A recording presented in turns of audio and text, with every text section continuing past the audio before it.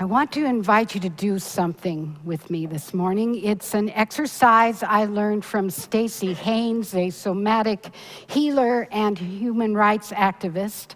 It's very simple. You don't have to do it if you don't want to, but if you're game, I'd like you to try. So with one hand, I would like you to make a tight fist.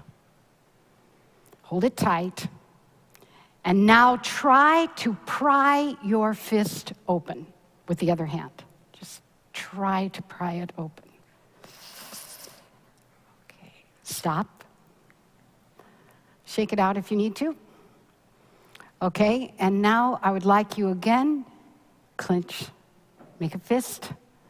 And this time take the other hand and simply cradle it. Cradle your fist. What is happening to your fist right now? What's happening? Well, I don't know about you, but my fist wants to relax into the other hand. No matter how much I want to hold my fist tightly, my fist wants to let go. My fist wants to be held in this relational offering of the other hand. Most of us approach our lives, our problems, our interactions by trying to pry things open, force things apart. There is an aggressive kind of nature to our efforts, a punishing impulse, if you will, as we try to bring about change. But this somatic exercise points to another way of transformation. The open hand communicates an invitation of loving kindness. And it's very hard to resist. The fist wants to let go. Your fist wants to open. This, my friends, is the experience of mercy. You are communicating mercy from one hand to the other. Now, mercy is an old word, a word that's kind of fallen out of favor with most of us religious liberals. We often use words like compassion or kindness instead, but mercy, not so much. Yet when I'm in a pastoral meeting and someone is being really harsh with themselves, I will sometimes say, is there some way that you could extend mercy to yourself? Could you have mercy for yourself? And this is often the word that cracks the moment open. There is something in the meaning of mercy that offers a way back. Mercy is powerful theological language and a word I hope we can reclaim today. Mercy is translated from the Hebrew word hesed, a word used over and over and over again throughout the Bible. And when we investigate the word hesed, we come to appreciate the shades and facets of mercy. Hesed can be understood as loving kindness, steadfast love, covenantal love, faithfulness, benevolent love. It sometimes references a quality of a mothering bird spreading her wings over her offspring.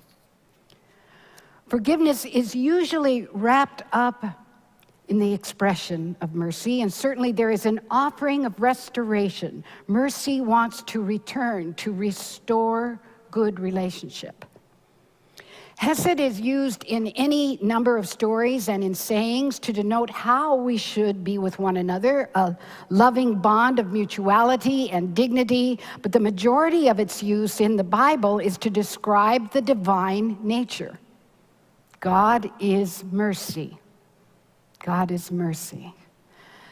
Now, this may come as a shock, because from pulpit to pew, from Christian blogs to broadcasts, many of us have been inundated with the message that God is merciful, but always with a substantial helping of punishment.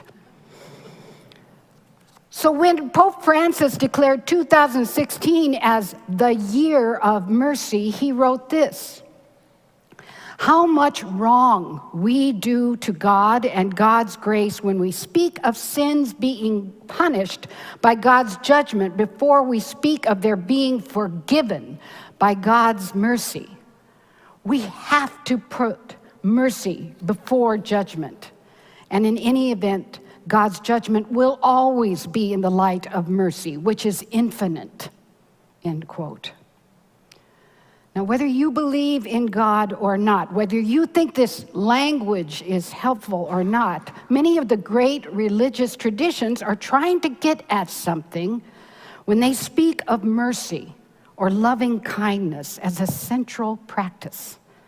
When we practice mercy towards ourselves, when we practice mercy with one another, we are tapping into a restorative energy, a sacred relational energy, the whole and holy of this life. But quite frankly, that's not how most of us operate. Mercy is kind of strange to us. It doesn't quite make sense. Is mercy fair? No. Do the good guys win and the bad guys lose? Not so much. Mercy doesn't even play in that ballpark. Mercy is freewheeling. Mercy is 3 strikes and nobody's out. It is a win-win dynamic that doesn't compute with our zero-sum game culture or the cost-benefit analysis we make of our lives. Most of us are like Jonah. That's what makes us chuckle about this story. He is our companion in our too human counting and calculating minds. Jonah wants judgment. He wants real punishment for the wrongdoers. Even though he has been shown mercy as he sat in the belly of the fish, he calls for a costing judgment for the people of Nineveh. He rails at the Almighty. If you're going to practice mercy, at least exact a little payment first. But that is not the nature of God as described in this story. And I would argue it's not the nature of what is holy, nor is it the nature of mercy. Mercy doesn't trade in the economy of merit. Mercy trades in the extravagance of grace, of surprising grace that Daniel spoke of last week. Mercy breaks into this game of life and upends the chessboard. This is the theological stance of our universalist forebears, what they argued for, what they were labeled as heretical. In essence, they proclaimed God is love, God is mercy, and therefore all of us are universally saved. But humans often choose punishment over relationship. There's something about our cancel culture that is mighty attractive. Passing judgment feels really good initially. Righteousness feels right. We would much rather post and tweet about a slap at the Oscars, passing judgment, demanding judgment. Many of us white folk oblivious to the racism that threads through the whole thing and the trauma that is at the root of this exchange, than to hold a merciful heart space, to extend mercy as it all unfolds. Mercy is bound up in restoring relationship, yes. But don't misconstrue this tethering to restoration as weak or putting a Pollyannish gloss on everything. Mercy is most certainly bound up with justice. Brian Stevenson, the famous human rights lawyer and executive director of the Equal Justice Initiative, writes in his book, Just Mercy, we are all implicated when we allow other people to be mistreated. An absence of compassion can corrupt the decency of a community, a state, a nation.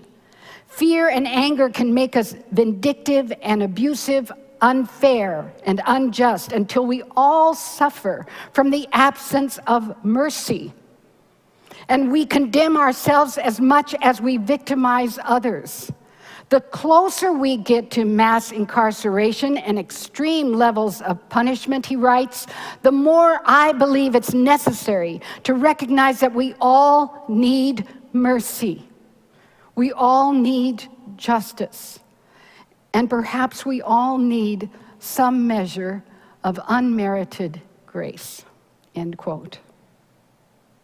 This is how we hold our justice work, our racial justice work as liberal religious people, leaning towards restoring relationship with merciful courage.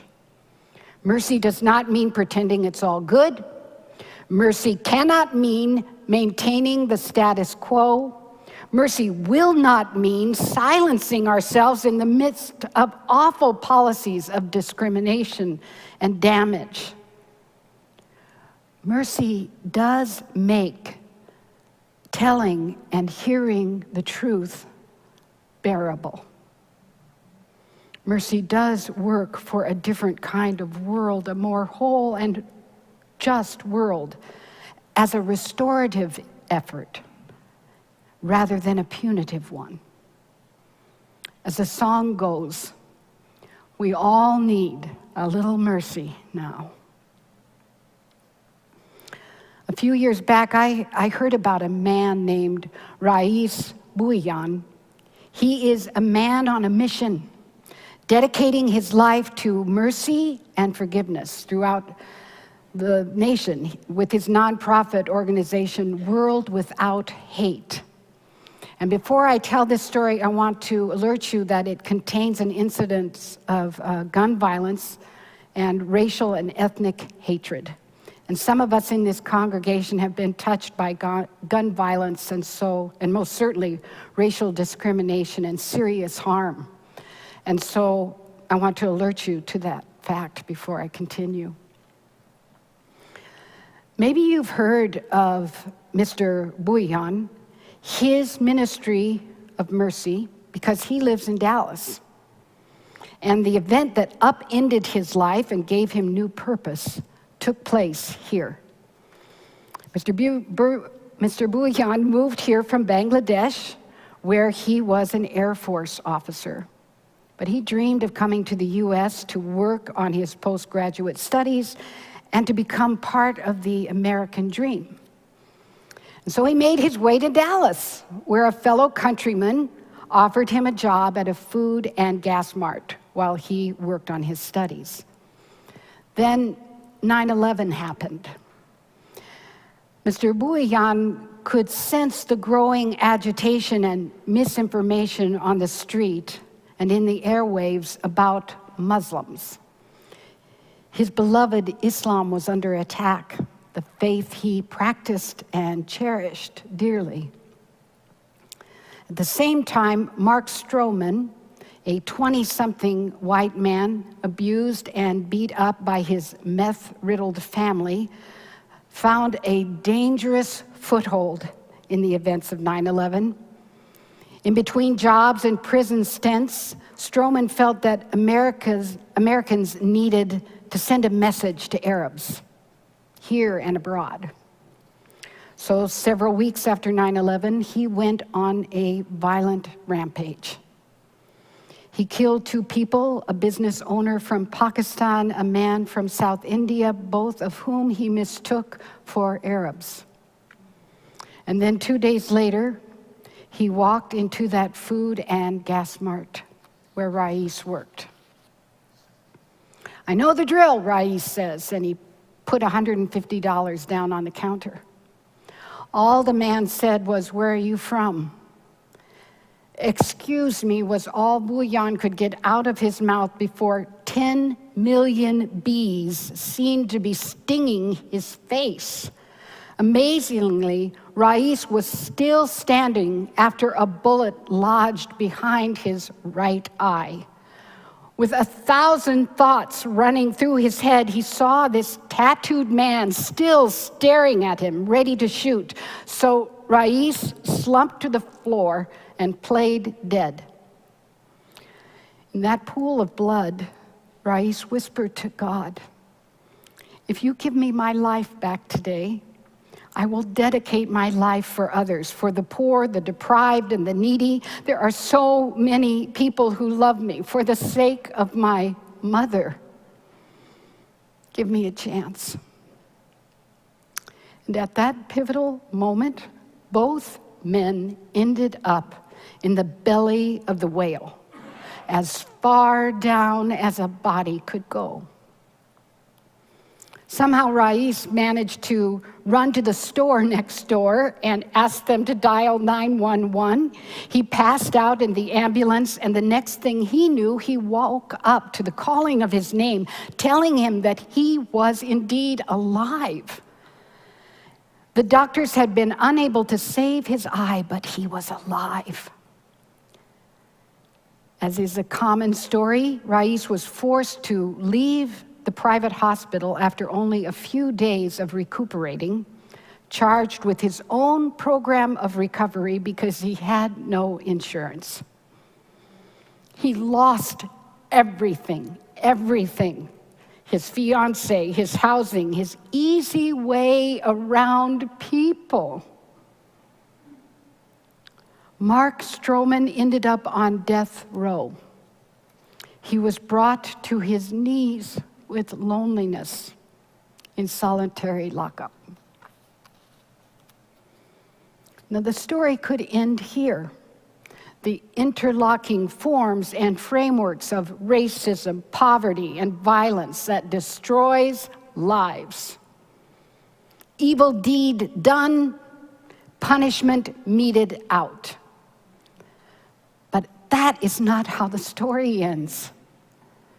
In some weird quirk of fate, or maybe surprising grace, Mark was hooked up with a film documentarian doing work in the prison. And this improbable friendship between a condemned man and a quirky filmmaker, Mark's spirit began to make a profound shift. He was experiencing love and authentic companionship for the first time in his life, and there was a growing sense of remorse at what he had done. He was learning. He was changing. Rais found his fundamental turning in Mecca on a pilgrimage, and specifically the Hira cave, where the prophet Muhammad received his first revelation from God. Something took hold of Rais in the belly of that earthen cave. He realized he had spent long years healing himself, but now it was time to live outward, like the prophet.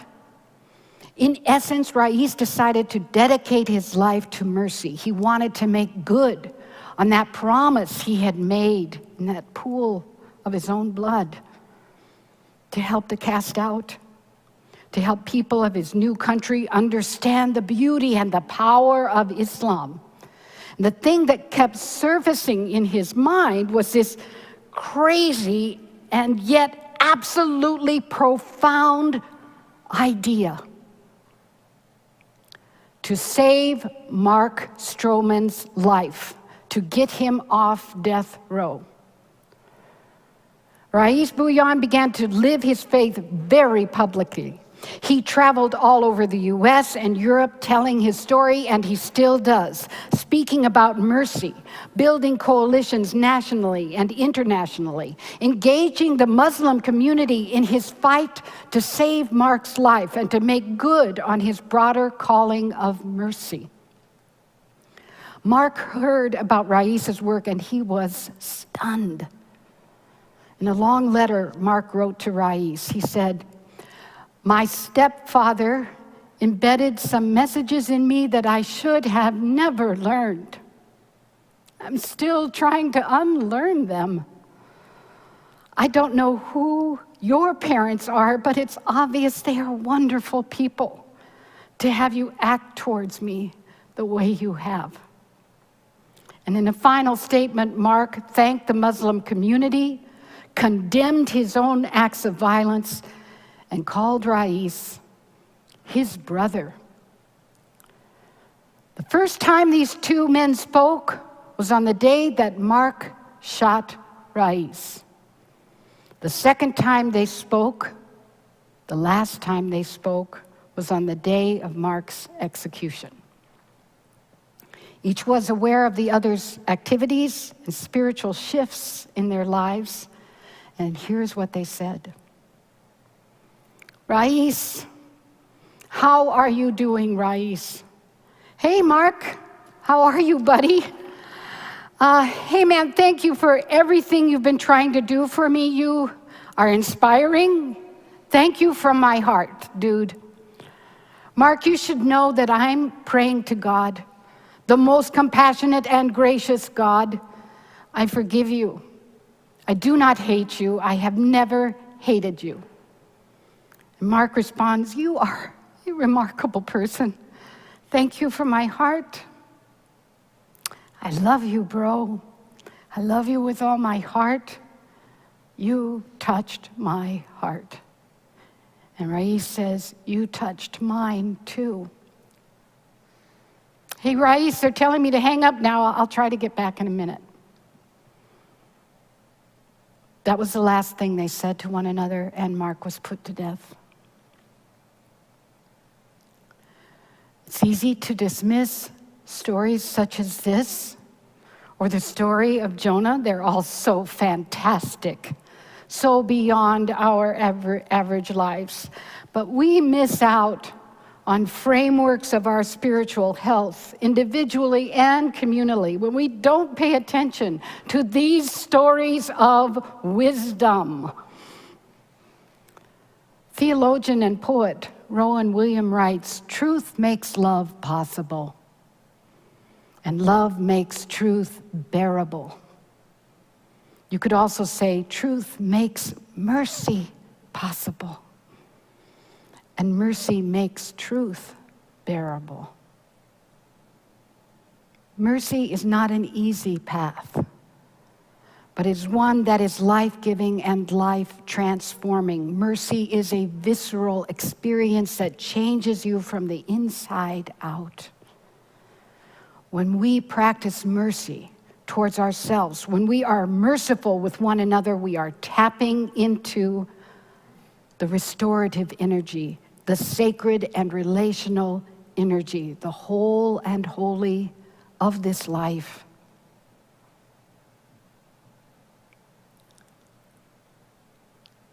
Take a moment to make a fist.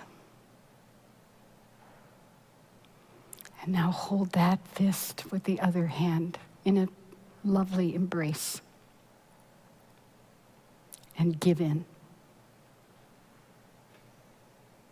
Let your fist relax and experience being held in mercy. May it be so, and amen.